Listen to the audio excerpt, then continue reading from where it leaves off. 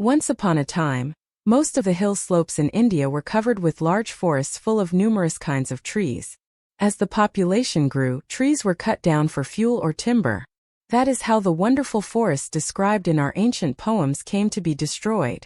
Now in many parts of India, there are not enough trees to supply firewood. People are forced to burn cow dung which ought to be saved for agricultural purposes. The government wants a large number of trees to be planted all over the country to make good the loss. So some years ago the government started an annual festival called Van Mahotsav, or the Forest Festival. Trees are of importance not only to man but also to birds and animals. Their branches give shelter to millions of birds and the forests support the lives of wild animals of many kinds. We value trees not only for their usefulness but also for their beauty. Trees have a way of refreshing the eye and bringing peace to the mind. Perhaps that is why our ancient rishis were attracted to the forests and they, along with their disciples, chose to live in forest homes in the company of nature. Trees are our country's wealth. We must consider it our sacred duty to protect them and to look after them well. Hill slopes.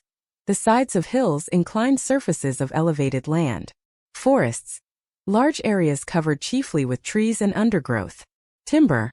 Wood prepared for use in building or carpentry. Fuel. Materials such as wood, coal, gas, etc.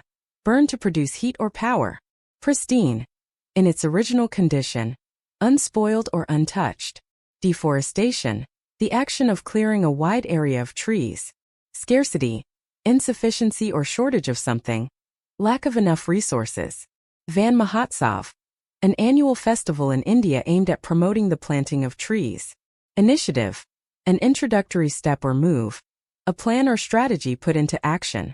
Replenish. To fill or make complete again. To restore to its former level. Biodiversity. The variety of plant and animal life in a particular habitat or ecosystem. Ecosystems. A biological community of interacting organisms and their physical environment. Sages. Wise persons. Often refers to ancient scholars or spiritual leaders. Disciples. Followers or students of a teacher, guru, or mentor. Conservation. The action of conserving something, in this context the protection and preservation of natural resources. Nurture. To care for and encourage the growth or development of someone or something. Tranquil. Free from disturbance. Calm and peaceful. Harmony.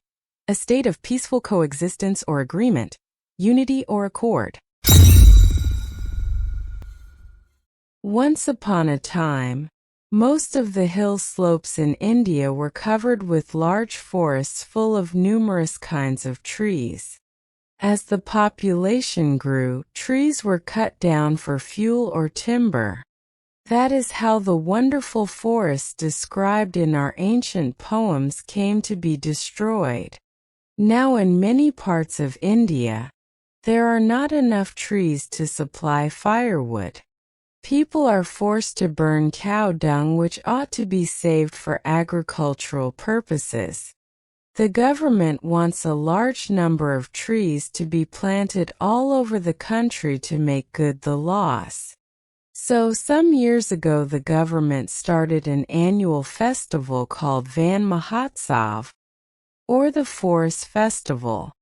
Trees are of importance not only to man but also to birds and animals. Their branches give shelter to millions of birds and the forests support the lives of wild animals of many kinds. We value trees not only for their usefulness but also for their beauty. Trees have a way of refreshing the eye and bringing peace to the mind.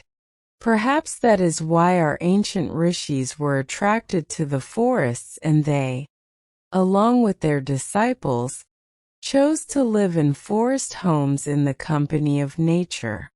Trees are our country's wealth. We must consider it our sacred duty to protect them and to look after them well.